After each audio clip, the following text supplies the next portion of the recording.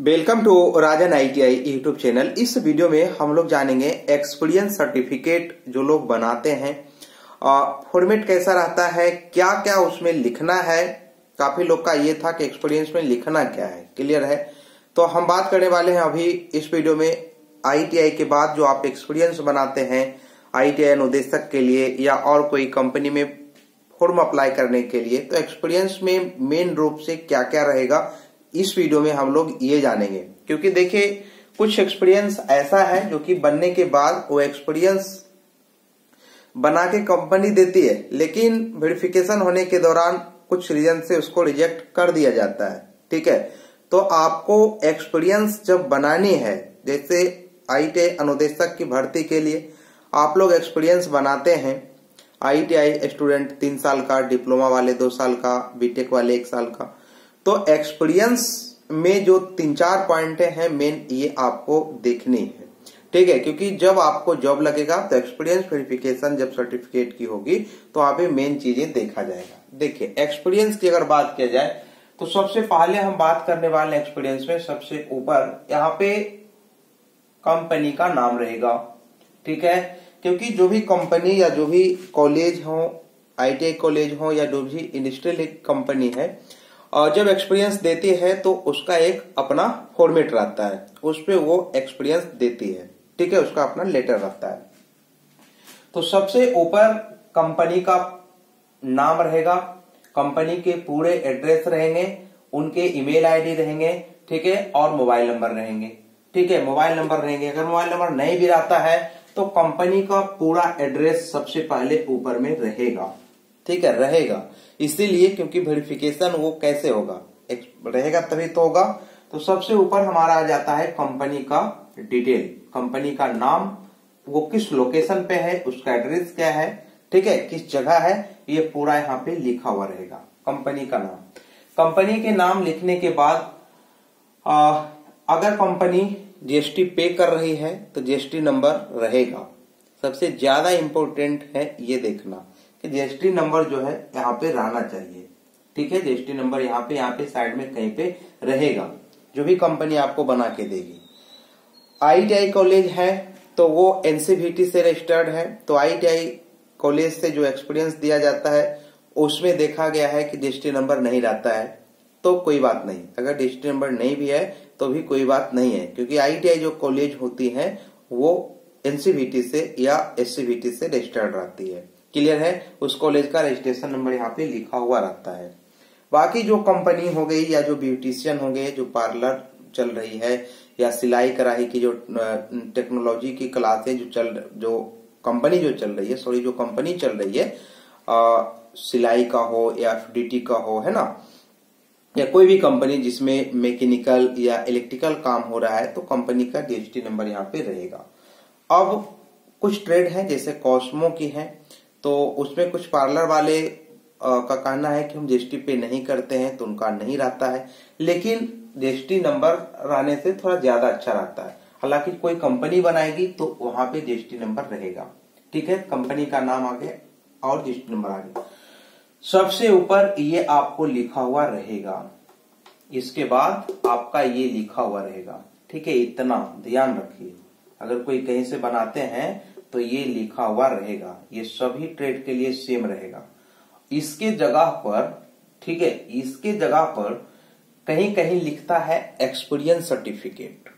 ठीक है, लेकिन अगर आप 20 एक्सपीरियंस अगर आप देखेंगे तो 5 गो में लिखेगा एक्सपीरियंस सर्टिफिकेट और 15 गो में यही लिखा हुआ रहता है। ठीक है, तो आपको यही लिखवानी है। ठीक, ये रहेगा। उसके बाद कॉर्नर में आपका डेट रहेगा। ठीक है, किस डेट का वो इश्यू हुआ है वो डेट रहना जरूरी है। ठीक है, डेट रहेगा। उसके बाद डेट के बाद नीचे लेटर नंबर रहेगा। ध्यान रखिए, लेटर नंबर भी रहना जरूरी है, क्योंकि जो भी एक्सपीरियंस आपको बन के मिलता है तो साइड में जो है उसका लेटर नंबर लिखा रहता है, जिससे कि कंपनी आसानी से उसको वेरीफाई कर सके। क्लियर है, क्योंकि जब आप एक्सपीरियंस लेंगे, बहुत दिन बाद अगर आपको जॉब लगेगी या कोई कंपनी में आप काम करने जाएंगे, अगर वो एक्सपीरियंस ये सर्टिफिकेट को वेरिफिकेशन कराना होगा तो जो भी कंपनी है वो इजीली अपना लेटर नंबर से ढूंढ लेगा। तो लेटर नंबर यहाँ पे रहेगा जिसको डिस्पैच नंबर बोलते हैं, ठीक है, वो कंपनी देती है, ठीक है, अपना कि उसका लेटर नंबर क्या है। तो लेटर नंबर रहना जरूरी है, ठीक है। अगर कहीं से बनवाते हैं तो वो चीज को आप ध्यान रखिएगा। डेट, इशू डेट यहाँ रहेगा, किस डेट को इश्यू हुआ, लेटर नंबर रहेगा, ठीक है। यहाँ पे तो कंपनी की डिटेल रहेगी, कंपनी की रजिस्ट्रेशन नंबर तो रहेगी ही रहेगी, ठीक है, वो नहीं रहेगा तो जीएसटी नंबर रहेगा। इतना हो गया, ये आ गया। अब मैटर ज्यादा लंबा चौड़ा नहीं लिखाता है, ओनली 4 लाइन लिखाता है। ये आपका दोनों ज्यादा इंपॉर्टेंट है, लेटर नंबर एंड डेट। अब कोई एक्सपीरियंस बना लिए हैं, अगर लेटर नंबर नहीं है तो ऐसा नहीं है कि अब सोचना कि मेरा एक्सपीरियंस जो है गड़बड़ है, नहीं चलेगा, लेकिन आगे से ध्यान रखिएगा अगर कोई बनाते हैं तो अपना लेटर नंबर यहाँ पे दिवा लीजिएगा। आगे यहाँ पे लिखा रहेगा, ये जो मैटर यहाँ पे लिखा हुआ है, this is to certified that, ये लिखा रहेगा सर्टिफाइड दैट। यहाँ पे आपका नेम रहेगा, ठीक है, SO आपका पिताजी का नाम रहेगा, ठीक है। अगर कोई गर्ल्स है तो वहां पे DO लगेगा, ठीक है, बॉयज है तो SO लगेगा, ठीक है। तो ये चीज आप अपना ध्यान दीजिएगा। यहाँ पे आपका जाता है नेम, यहाँ पे आपका जाता है फादर नेम, 2 चीज रहेगा, ये तो सेम सभी मिलेगा। This is to certified that name, father name, ठीक है, दोनों रहेगा। उसके बाद आएगा हैज वर्क एज ट्रेड लिखाएगा, ठीक है, नहीं तो वर्क एज, यहाँ पे आप टेक्नीशियन दे सकते हैं और ब्रैकेट में आप अपना ट्रेड दे सकते हैं। जैसे फॉर एग्जांपल कोई फीटर ट्रेड का है तो यहाँ पे लिखाएगा वर्क एज टेक्नीशियन, ब्रैकेट में लिखाएगा फीटर, ठीक है, फीटर ब्रैकेट में लिखाएगा, ट्रेड का नाम लिखाएगा। अगर मान लो कोई फैशन डिजाइन है तो उसका ट्रेड का नाम यहाँ पे FDT मेंशन होगा। इन, ठीक है, वर्क एज ट्रेड रहेगा इन कंपनी नेम, ठीक है, यहाँ पे क्या आ जाएगा आपका कंपनी नेम आ जाएगा, ठीक है, कंपनी नेम यहाँ पे आ जाएगा। ट्रेड के बाद इन कंपनी नेम रहेगा और कंपनी नेम के बाद यहाँ पे कंपनी किस शहर में है वो ओनली लिखाएगा, ठीक है। जैसे फॉर एग्जांपल कंपनी नेम की अगर बात किया जाए तो अगर मान लो अलग अलग कंपनी है ना, फॉर एग्जांपल ECIL, ठीक है, ECIL अगर जो पेमेंट, अगर जो एक्सपीरियंस दे रही है तो अपना कंपनी का नाम यहाँ लिखेगा, ठीक है। जैसे आपका हो गया गीतांजलि इंजीनियरिंग वर्कशॉप, ठीक है, कॉमा दे करके शहर लिखा रहेगा, ठीक है, जो कंपनी का नाम है वो यहाँ पे लिखाएगा। ट्रेड टेक्नीशियन ब्रैकेट में ट्रेड इन कंपनी नेम यहाँ पे लिखाएगा, ठीक है, और कॉमा दे करके वो सिटी का नाम ओनली लिखाएगा। पूरा एड्रेस तो कंपनी की यहाँ रहेगी, ठीक है, कंपनी नेम एज। उसके बाद लिखाएगा ही हैज ज्वाइन ऑन, कब से कब तक।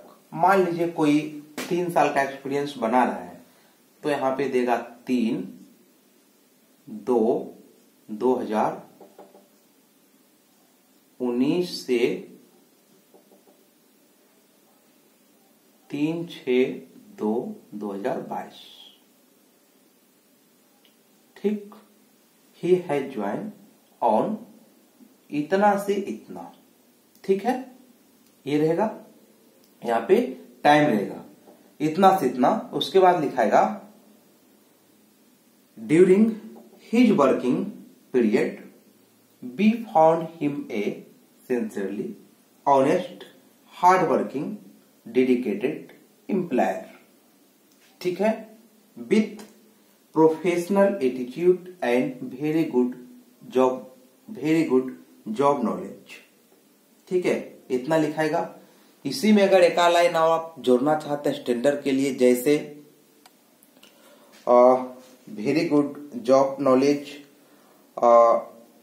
Precision instrument, proper use handling, tool selection, ये अपना 1-2 लाइन जोड़ना चाहते हैं तो जोड़ सकते हैं, नहीं तो ऐसे में भी काम चल जाएगा, ठीक है। As working period he found in the, यानी वर्किंग के दौरान पाया गया कि आप जो हैं ऑनेस्ट हैं, हार्ड वर्किंग, आप हार्ड वर्किंग कर पाएंगे, करते हैं, ठीक है, और काम करने वाला एक वर्कर है, with professional attitude and very good job knowledge, आपके पास जॉब नॉलेज अच्छा है। ठीक है, उसके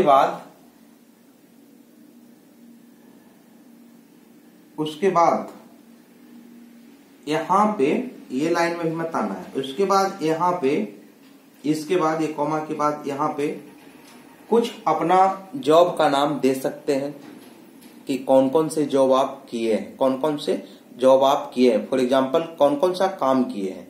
जैसे मान लो अगर कोई फिटर है तो वो ड्रिलिंग मशीन पे काम किया होगा, तो यहाँ पे लिखा सकता है वर्किंग कर करके ड्रिलिंग, फिटिंग, रिमरिंग, यानी वर्क का नाम। ठीक है, 2-3 चीज जो आपने काम किया है। जैसे मान लो फॉर एग्जांपल आपका ट्रेड इलेक्ट्रीशियन है, तो इलेक्ट्रीशियन में आपने कुछ तो काम करता होगा ना उस कंपनी में, तो वो कंपनी का 2-3 नाम, कंपनी में जो काम कर रहे हैं उसका 2-3 नाम आप दे सकते हैं। अगर नहीं देना चाहते हैं तो आप छोड़ सकते हैं। ठीक है, ये यहाँ पे लिखा जाएगा। अगर देना चाहते हैं तो दे सकते हैं कि कौन कौन से आप काम किए हैं, वो अपना काम यहाँ पे दिखा सकते हैं। ठीक है, 3-4 को काम का नाम। जैसे एग्जाम्पल देते हैं, फिटर रहेगा तो मशीन पे काम, कोई मशीनिस्ट है तो यहाँ पे लिखाएगा ना working on work as lathe machine, milling machine, shaper machine, drilling machine, ऐसा। ठीक है, तो जो काम किया 2-3 काम का नाम आप देना चाहते हैं तो दे सकते हैं, नहीं तो छोड़ सकते हैं। सबसे नीचे ये लिखाएगा we wish him every successful in life. ठीक है, सबसे नीचे ये लिखा जाएगा। तो इसके बाद यहाँ पे जो है कंपनी का जो मेन है उनका यहाँ पे सिग्नेचर रहेगा और यहाँ पे मोहर रहेगा। ठीक है, तो ये आपका एक्सपीरियंस, इस टाइप का एक्सपीरियंस का आपका फॉर्मेट रहेगा। ठीक है, तो एक्सपीरियंस में एकदम ज्यादा कुछ पूरा नहीं लिखा जाता है। ठीक है, एक्सपीरियंस में जो मैंने बताया यही लिखा जाता है। मेन इसमें 3-4 चीजें रहती है। ट्रेड आपका मेंशन रहना जरूरी है। ठीक है, एकाएक वो आया है, एक्सपीरियंस कई बार आया, देखेगा ट्रेड में गायब है। अब कौन ट्रेड है पते नहीं। ट्रेड का मेंशन आपका रहेगा ब्रैकेट में, टेक्नीशियन लिखते हैं ब्रैकेट में ट्रेड दीजिए, कहीं ट्रेड का नाम रहनी चाहिए। ठीक है, दूसरा आपको मैंने बता दिया मेन इंपोर्टेंट। अच्छा, बेसिक पे ध्यान रखिएगा, एक चीज छूट गया, बेसिक पे नॉलेज वर्किंग के बाद यहाँ पे आ जाएगा, मैंने चीज छूट गया था, क्या लिखाएगा बेसिक पे। बेसिक पे रहना एकदम जरूरी है। 15,000, 6,000, 8,000 जो कंपनी देती है इतना ओनली। ठीक है, बेसिक पे का रहना एकदम जरूरी है, क्योंकि जो भी फॉर्म भरे जाते हैं उसमें ऑप्शन बेसिक पे का आ जाता है कि आपका बेसिक पे क्या मिल रहा था। ठीक है, तो बेसिक पे का रहना बहुत जरूरी है। ठीक है, बेसिक पे का रहना क्या है, बहुत जरूरी है। इसीलिए आप अपना बेसिक पे जरूर लिखवाइएगा एक्सपीरियंस पे। ठीक है, चलिए आशा करते हैं समझ में आ गया होगा। जो भी डाउट होगा आप कमेंट में कीजिएगा। टीचिंग का कैसे बनाना है वो, अगर आप जैसे मान लो कहीं पढ़ा रहे हैं, टीचिंग का कैसा बनेगा, ये तो वर्क एक्सपीरियंस बना है टीचिंग का, तो उसका भी वीडियो हम बना देंगे, मिलता जुलता है। ठीक है, लेकिन आप ध्यान रखिएगा date, letter number, company registered है कि नहीं है, गवर्नमेंट से रजिस्टर्ड होनी चाहिए, वही एक्सपीरियंस काम करेगा, कोई भी कंपनी वाला नहीं काम करेगा। ठीक है, और बेसिक पे का रहना जरूरी है। ठीक है, बाकी सबसे नीचे ये लिख देगा एवरी सक्सेसफुल लाइफ। ठीक है, चलिए इस वीडियो में इतना ही। अगर आप चैनल पे नए होंगे तो सब्सक्राइब कर लीजिएगा। Thank you.